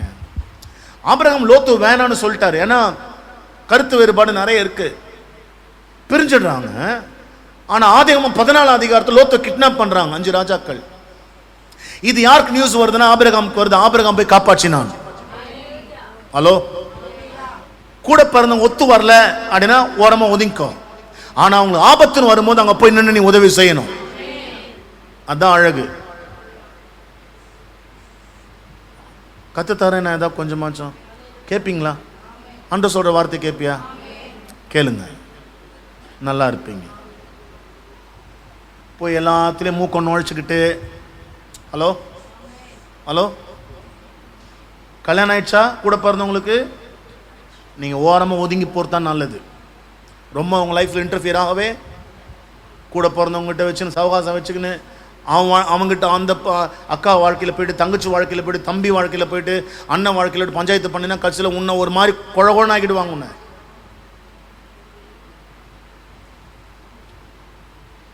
தேவையில்லாததெல்லாம் தலையிடவே. புரிஞ்சுதா? வாழ்க்கை நல்லா வாழுங்க. இந்த நாள் திரும்ப உங்களுக்கு வராது. நான் ஒன்று கேட்குறேங்க, இந்த வயசு உங்களுக்கு போயிடுச்சுன்னா நான் இந்த கேள்விக்கு நீ பதில் சொல்லணும். இந்த வயசை நீ தாண்டிட்டினா, இந்த வயசில் நீ வாழலை, இன்னொரு 10 வருஷம் கழிச்சு உனக்கு வயசு ஏறிடும். இந்த வாழ்க்கை நீ அப்போ உன்னால் வாழ முடியாது.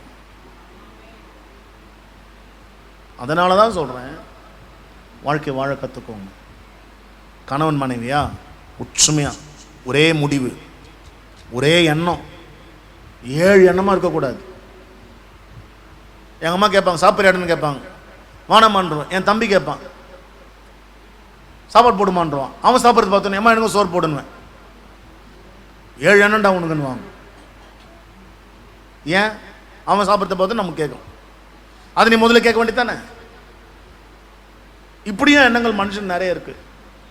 ஹலோ, எண்ணங்களெல்லாம் மாற்றுங்க. சிந்தாம செதறாம நல்லா இருப்பீங்க. ஹலோ, இந்த செய்தி வாழ்நாள் முழுச நினைச்சிருக்கோம். இந்த நாளை நீ மறக்கவே மாட்ட.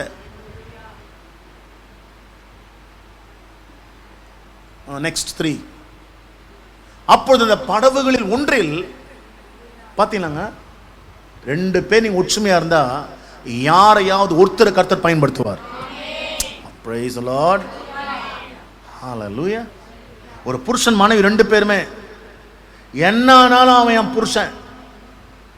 ஹலோ, என்ன ஆனாலும் அவன் என் பொண்டாட்டியாவும், என்ன ஆனாலும் என் பிள்ளைங்க, என்ன ஆனாலும் என் பெத்தவங்க.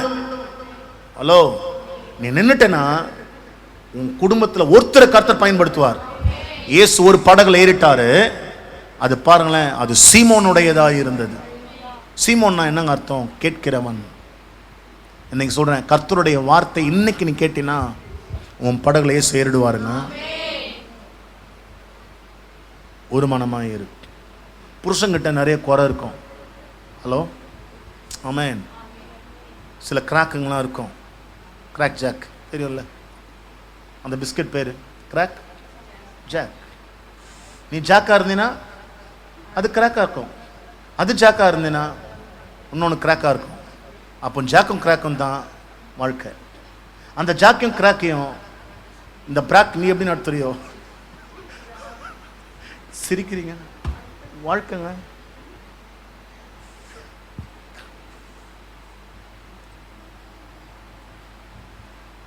ஹல்லேலூயா. நல்லா கேளுங்களேன். அந்த கரையிலிருந்து சர்ச்சை தள்ளும்படி அவனை கேட்டுக்கொண்டு, இன்னைக்கு நான் ஜாலியா இருக்கேங்க, அவன் கூட பேசத்துல எனக்கு ஃப்ரீயா இருக்கு. இயேசு ஜனங்களுக்கு ப்ரீச் பண்றாரு ஒரு படகுல உட்கார்ந்து. அஞ்சே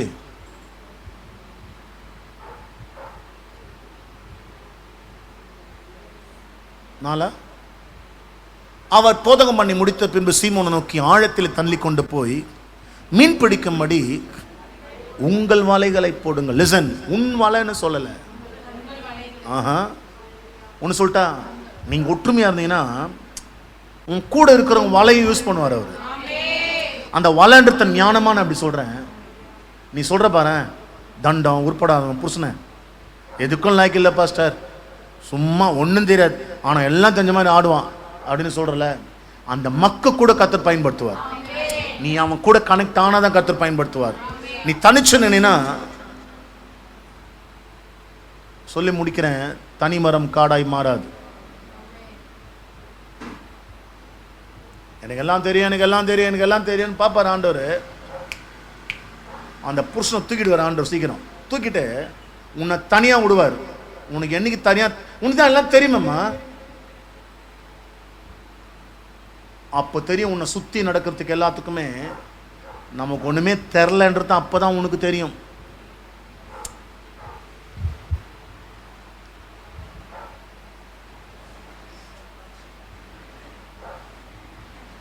எதையோ ஒன்றை சொல்லுகிறேன்.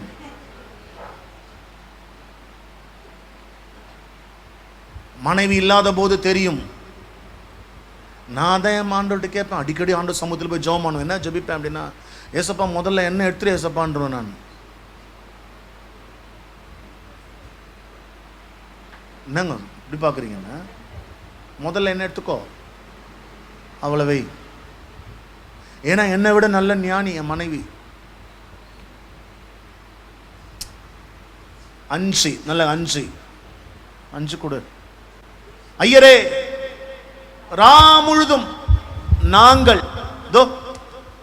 நானும் என் தம்பியும் எவ்வளோ முயற்சி பண்ணோம், ஒன்று கூட அகப்படலப்பா. ஆகிலும் லிசன், உங்களுடைய வார்த்தையின்படியே வலைய போடுறேன்றான். 6ஆம் வசனம் பாரு, நல்ல இங்க நல்லா நல்லா நல்லா. அவர்கள் அந்தபடியே, என்னங்க அது, இந்த பக்கம் ஒரு போட்ல இயேசுவும் பேதுரும் இருக்கிறாரு, இன்னொரு போட்ல அந்திரேயா இருக்கிறாரு. ஆமென். அந்திரேயா பீட்டர் கூட தான் இயேசு பேசுறாரு. ஆனா அந்திரேயா பரல பீட்டரோட கனெக்டா இருக்கிற அண்ணன் தம்பி 2 பேருமே இணைப்பா இருக்கிறாங்க. வலைய போடுன உடனேயும் பீட்டர் மட்டும் போடலங்க, அந்திரேயாவும் சேர்த்து போட்டான் பாருங்க. ஹலோ, அந்த ஒரு மனதை தேவன் எதிர்பார்க்கிறாரு. தங்கள் வலை கிழிந்து போகத்தக்கதாக மிகுதியான மீன்களை பிடித்தார்கள். பிடிச்சாங்களா? ஆசீர்வாதம் வந்துச்சா? ஒரு மனம்.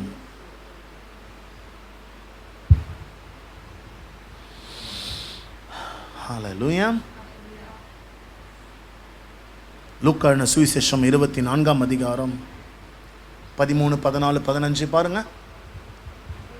அன்றைய தினமே அவர் 2 பேர், இயேசு சிலுவையில் அடிக்கப்பட்டு மரித்து அடக்கம் பண்ணப்பட்டிருக்கிறார். எருசலேமுக்கு 7 அல்லது 8 மைல் தூரமான எம்மாவு கிராமத்துக்கு போறாங்க. அதுதான் இயேசு போயிட்டார் அப்படின்னு. போகையில் இந்த வர்த்தமானங்கள் யாவையும் குறித்து அவர்கள் ஒருவரோடு ஒருவர், அதனாலதான் வீட்டில் புருஷன் முன்னாடி பேசும்போது பார்த்து பேசணும். Praise the Lord.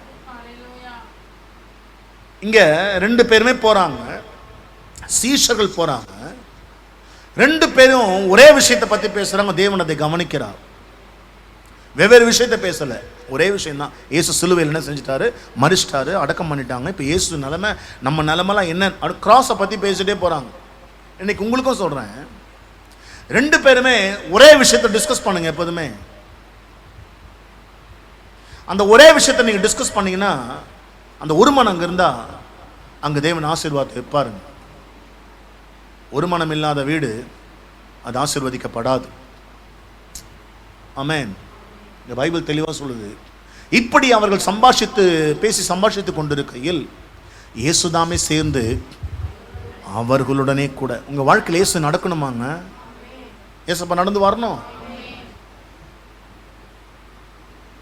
ஒரே மனம் கொண்டவர்களாக இருங்க. இனி நிறைய பேரோட வாழ்க்கையில் இயேசு இல்லைங்க, சும்மா அப்படி வாழுறாங்க. சும்மாலாம் நீங்கள் வாழ்த்துக்கு இயேசப்பா உங்களை பூமியில் அனுப்பவே இல்லைங்க. ஒரு குழந்தையினுடைய ப்ராசஸ் என்ன தெரியுமா? ஒரு குழந்தை போய் ஒரு தாயின் கருவறையில் உட்காருது அப்படின்னா, அந்த குழந்தை போய் உட்காரு பண்ண என்ன வச்சுக்கோங்களேன், என் கூட லட்சக்கணக்கான உயிரினம், அந்த உயிரினெல்லாம் வந்திருக்கும். ஆனால் என் தாயின் கருவறை, அந்த கருவறைக்குள்ள அதில் நான் தான் உட்காரணும்னு ஆண்டோடைய கண்ணு பட்டு தான் நான் உட்கார்ந்துருக்கிறேன். இல்லைன்னா நான் வந்திருக்க முடியாதே, இல்லை வேற யாருன்னா வந்திருப்பாங்க, நீங்கள் வந்திருக்க முடியாதே. இங்கே 2 பேர் ஒரே விஷயத்த ஒரே மனமாக பேசிட்டு போகிறாங்க. ஏசப்பா வராருங்க, வந்து அவங்க கூட பேசுகிறார். என்ன பேசுகிறாங்கன்னு தெரியல, ஆனால் ஒரு விஷயத்த மட்டும் பேசுகிறாங்க. 25லேருந்து 27 வரைக்கும் வாசிக்கும் போது, 25லேருந்து 27, அப்பொழுது அவர் நோக்கி சொல்றாரு. என்ன பேசுனாங்க?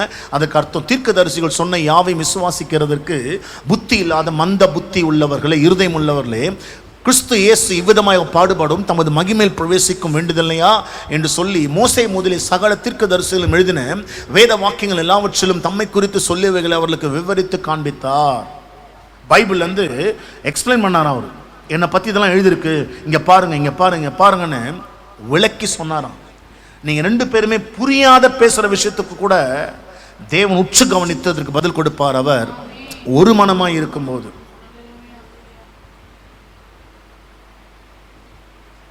ஹல்லேலூயா. 32 கேளுங்க. அப்பொழுது அவர்கள் யாரு? ஒருவர் அது நடுவில் நடந்து தெரியும், அப்போ தப்பிக்கிறாங்க, இயேசு மறைகிறாரு, இதெல்லாமே. அப்பொழுது அவர் ஒருவரை நோக்கி வழியிலே அவர் நம்முடனே பேசி வேத வாக்கியங்களை நமக்கு விளங்க காட்டின பொழுது நம்முடைய இருதயம் நமக்குள்ளே கொழுந்து விட்டு எரியவில்லையா? இன்னைக்கு சில இருதயங்கள் எப்படி இருக்குன்னா, அமைஞ்சு போய் வாழவே செத்தா போதும், அந்த சாவு தான் எனக்கு வரமாட்டேன், அமைஞ்சு போச்சு, கொழுந்து விட்டுலாம் எரியல. ஏன்னா அந்த 2 பேருக்கு நடுவில் இயேசு இல்லை. இயேசு இல்லாததுக்கு காரணம் அந்த 2 பேருக்குள்ளேயும் ஒரு மனம் இல்லை.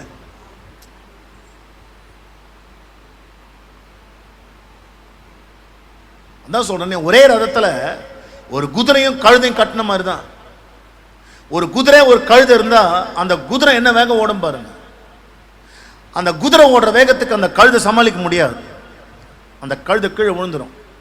அப்போ அந்த குதிரை என்ன செய்ய வேண்டும், அதுக்கு திரும்ப அந்த குதிரை நின்று அந்த கழுதை கூட ஓட வேண்டிய சூழ்நிலை அதுக்கு வருது. ஆனால் கொஞ்சம் தூரம் பொறுமையாக நின்று அந்த விஷயத்துக்கு எப்படி கையாளணுன்று ஒன்று அந்த கழுதைக்காவது தெரியணும், இல்லை அந்த குதிரைக்காவது தெரியணும். இல்லைன்னா ஒன்று பண்ணணும், அந்த குதிரை அந்த ரதத்தை விட்டு கழட்டிக்கணும், அது இன்னொரு குதிரையோடு சேர பார்க்கணும். தப்பாக நினச்சிக்க போறீங்க, நான் சொல்ல வர ஆழமான அர்த்தம் உங்களுக்கு புரியணும். ஒரு நல்ல ஆவிக்குரிய ஒரு கம்பேனியன் உங்கள் எல்லாருக்குமே தேவை. ஒரு ஸ்பிரிச்சுவலான ஆவிக்குரிய ஒரு நல்ல இன்னொரு ஃபெலோஷிப்பை தேடுங்க. உங்கள் ஃபேமிலியிலே இருப்பாங்க, சபையில் இருப்பாங்க. நீங்கள் 2 பேர் ஒருமனப்பட்டா இந்த தேசத்தை கர்த்தர் நம்ம கையில் ஒப்பு கொடுப்பார். அவர் உங்கள் வீட்டில் நிறைய நல்ல விஷயங்கள் நடக்க வேண்டியிருக்கு, ஆனால் நடக்கலை.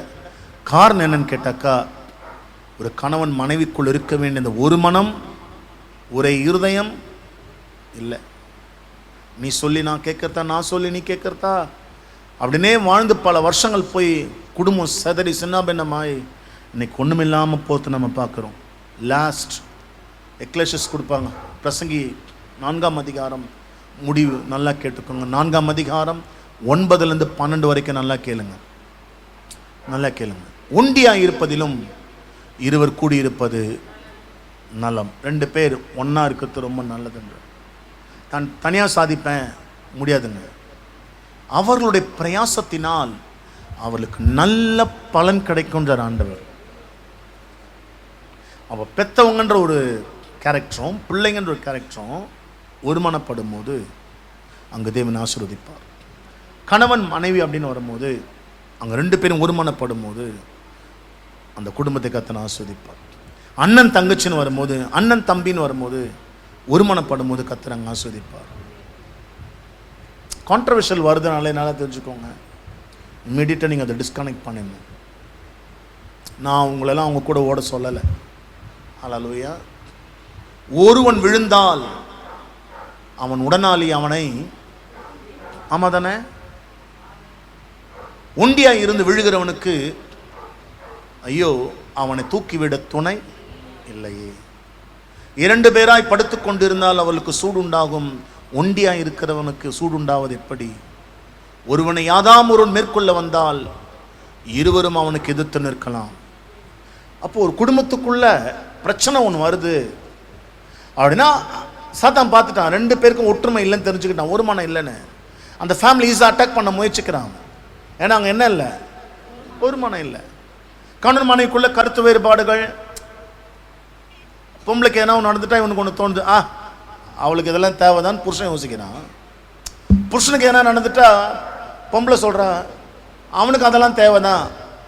சாத்தானுக்கு ரொம்ப ஈஸிங்க உள்ள நுழைஞ்சான் விளையாடுறதுக்கு. ஆனால் ஒரு மனன் ஒன்று இருந்துச்சுன்னு வச்சுங்களேன், அந்த வீட்டுக்குள்ள தான் புருஷனுக்கு எது நடந்தாலும் தன் மனைவிக்கு எது நடந்தாலும் 2 பேருக்கு எது நடந்தாலும் தூக்கி எடுக்கிறனால வந்துட்டா அங்கே சத்துரு நுழைவதுக்கு பயப்படுவான். 3வது ஆள் நுழையவே முடியாது. பைபிள் சொல்லிட்டு பாருங்க, ஒருவனை யாதாம் ஒருவன் மேற்கொள்ள வந்தால் இருவரும் அவனுக்கு முப்பரி நூல் சீக்கிரமாய் அறாது. ஃபைனல் பண்ணிட்டாங்க, முப்பரி நூல் அறாது. அந்த ஃபெலோஷிப், அந்த ஐக்கியம், அந்த கம்யூனியன் அப்போஸ்தலருடைய நடபடிகள் 2ஆம் அதிகாரம். எல்லாரும் எழுந்து நிற்கலாமா? நிமிஷம் எழுந்து நிற்கலாமா? முடிஞ்சவங்க நல்ல 2:42 சொல்லுது. சபையார் சேர்ந்து வாசிப்போம் எல்லாருமே. அவர்கள் அப்போஸ்தலருடைய உபதேசத்திலும் அந்யோன்யத்திலும், அதாவது யுனைடெட் அப்படின்றாரு. பார்த்தீங்களா சபை எப்படி இருந்ததுதான்? அந்யோன்யமா இருந்ததுதான். சபைக்குள்ள இங்க அடிச்சுக்கிறவங்களெல்லாம் கர்த்தர் வெளியே தள்ளிடுவார். அவரே புஷ் பண்ணிடுவார் வெளியே. இங்கே வந்து ஊழியக்காரனை பேசிக்கிட்டு, இங்கே வந்து ஊழியக்காரனை தொந்தரவு கொடுத்துக்கிட்டு, இங்கே ஊழியக்காரனுக்கு விரோதமாக பேசிக்கிட்டு அவன் ஒன்றா கர்த்தர் வெளியே தள்ளிடுவார். ஆண்டவர் அந்த ஊழியக்காரனோட கஷ்டத்தெல்லாம் பார்க்குறார்.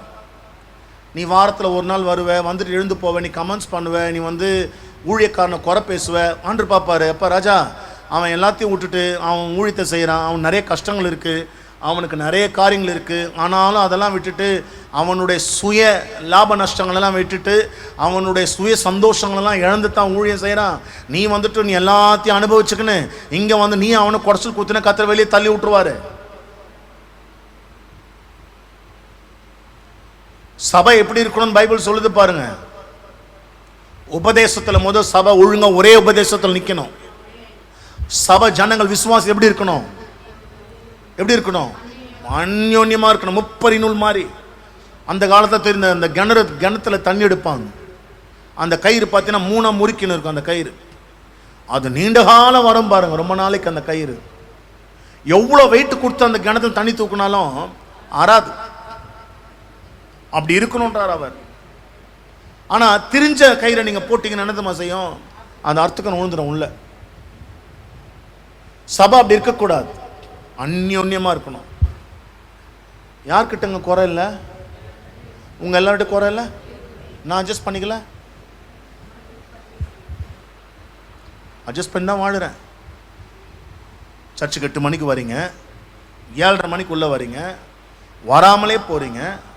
3 வாரம் அது வர்றதுக்கு, 4வது வாரம் வர நான் ஒன்றுமே கேட்கறது இல்லையே. இவ்வளோ அட்ஜஸ்ட் பண்ணுறேன். நல்ல பாஸ்டர் தானே நான். குறைச்சல் கொடுக்குறேன் உனக்கு, நீ எனக்கு குறைச்சல் கொடுக்கக்கூடாது. நீ எனக்கு குறைச்சல் கொடுத்தனா வெளியே அனுப்பிடுவார் உன்னை. உனக்கு இங்கே லாக்கி இல்லைப்பா, நீ கெட் அவுட்னு வரு.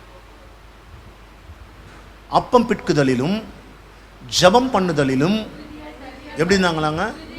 ரொம்ப ஸ்ட்ராங்காக இருந்தாங்களாம் சபை. நம்பர் 1 டாக்டரின்ல, நம்பர் 2 கம்யூனியன்ல, 3வது ஃபெலோஷிப், 4வது ப்ரேயர். இதில் 4 விஷயத்தில் சபை கரெக்டாக இருந்தால் அந்த அதிகாரத்தின் கடைசி வசனம் சொல்லுது, சபையில் அனுதின ஜனங்க வந்துட்டே இருந்தாங்களாம். ஏன்? உள்ளே இருக்கிறவங்க முப்பரி நூல் மாதிரி இருந்தாங்களாம். உங்களை பற்றி யாரா குறை பேசணும் நான் விட்டு கொடுத்தது இல்லைங்க இது வரைக்கும். நீங்கள் நினைக்கிறீங்களா உங்களை பற்றி யாரும் என்கிட்ட சொல்ல மாட்டுறாங்கன்னு? உங்கள் ஒவ்வொருத்தரை பற்றி எனக்கு கம்ப்ளைண்ட் பண்ணுறாங்க. ஃபஸ்ட் உங்கள் சர்ச்சுக்கு தானே வராங்க, அப்படி பண்ணுறாங்கன்றாங்க. நான் இல்லை அப்படியாம்மா, சரி சரி ஓகே நான் பார்த்துக்கிறேன் அப்படின்ட்டு வந்து இருப்பேன். அப்படியா? அது அப்படித்தான். அது நம்ம என் உயிர் எடுக்குது, அது ஏன் தான் வந்து சர்ச்சுக்கு நான் சொல்ல முடியாது. தெரியும், எனக்கே தெரியும் என்ன பண்ண, ஜெபம் பண்ணலாம் இன்னும் போயினே இருப்பேன். தேவனை துதித்த ஜனங்கள் எல்லாரிடத்திலும் தயவு பெற்றிருந்தார்கள். ரட்சிக்கப்படுகிறவர்களை கர்த்தர் அனுதினமும். இன்னைக்கு ஏன் சபையில் ஜனங்க இல்லை? ஆளுக்கு ஒன்று பண்ணுறீங்க. முதல்ல ஆண்டவர் சொல்றார், ஒரு குடும்பம் ஒரு மனமாக இருக்கும்போது சபை ஒரு மனமாக இருக்கும். சபை ஒருமனப்படும் போது அந்த சபை விஸ்தாரமாகும், ஒரு எக்ஸ்டென்ஷனுக்கு வராது. ஆமென். இன்னைக்கு காண்றவங்களை பார்த்து சொல்கிற வார்த்தை. பல ஆசீர்வாதம், 5 விதமான ஆசீர்வாதம் சொல்லியிருப்பேன். இன்னொன்று சொல்லி முடிக்கிறேன். 2 குருடர் இயேசுவை தேடி வராங்க, துரத்துக்கிட்டே வராங்க. இயேசு வீட்டுக்குள்ளே வந்துடுறார். ஷார்ட்டாக சொல்கிறேன், இதை செய்ய என்னிடத்தில் வல்லமை உண்டு என்பதை நீங்கள் விசுவாசிக்கிறீர்களான்னு கேட்குறார். ஆமாம் ஆண்டவரே நாங்கள் விசுவாசிக்கிறோம். ஏசப்பா சொல்கிறார், உன் விசுவாசத்தின்படி உனக்கு அடுத்து. 2 பேருடைய கண்ணன் திறந்துக்குது.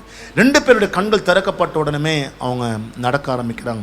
மத்தேயு 9ஆம் அதிகாரத்தில் வாசிக்கிறோம்.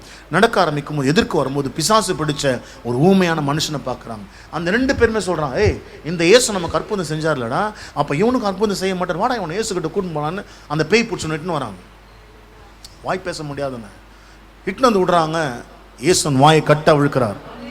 பார்த்தீங்கன்னா ஒரு மனம் ஆத்துமாக்கள் ஆதாயம் பண்ண வைக்கும். இன்னொன்று சொல்லிட்டா, மாமியார் மருமகள் எவ்வளோ ஒற்றுமையாக இருந்தாங்க பைபிளில் தெரியுமா உங்களுக்கு? ஒரு அழிலியா சொல்லுங்க. யார் அது? சொல்லவே தேவையில்ல. நகோமியும் ரூத்து. புருஷனை புள்ள செத்து போயிட்டான்.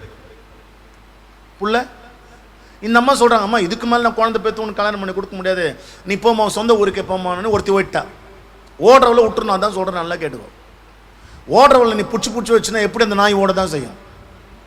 ஹலோ, அதே மாதிரி உன்னை விட்டுட்டு சிலர் போகிறாங்களா, அது அண்ணனாக இருக்கட்டும், தம்பியாக இருக்கட்டும், அது யாராக இருக்கட்டும்ங்க, உங்களை வேணான்னு சொல்லி ஒதுங்குறாங்களா, நானே சொல்லித்தரேன், நீ ஓரமாக ஒதுங்கினல்ல.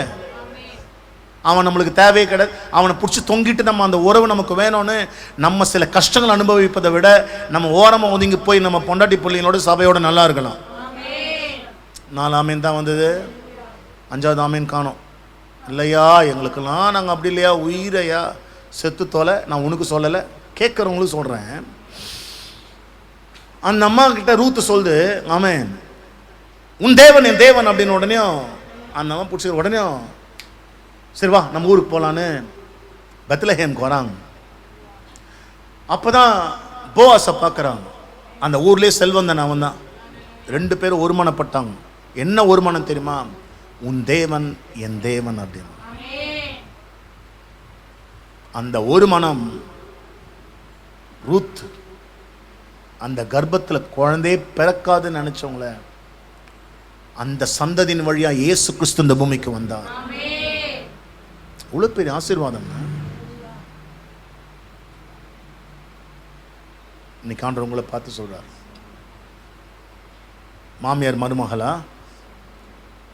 மாமனார் மருமகனா, பெற்றோர் பிள்ளைகளா, இல்லை அண்ணன் தம்பி சிப்ளிங்ஸுடைய ஃபெலோஷிப்பா, இல்லை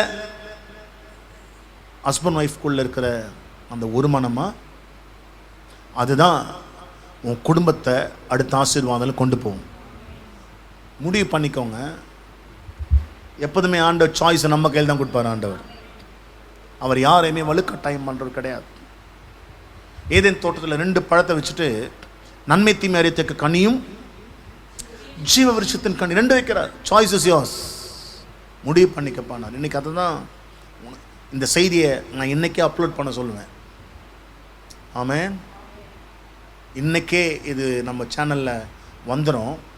போங்க, மறுபடியும் உட்காந்து கேளு. இந்த செய்தி இன்னொரு முறை கேட்டீங்கன்னா, இப்போ சொல்கிறாங்க, உன் பிள்ளைங்களுக்கு ஞான விருத்தி ஆகிடும். உன் எதிர்கால சந்ததி நல்லா இருக்கும். சும்மா அப்படியே ஒருமானம் இல்லாமல் அவள் வாழாதுங்க.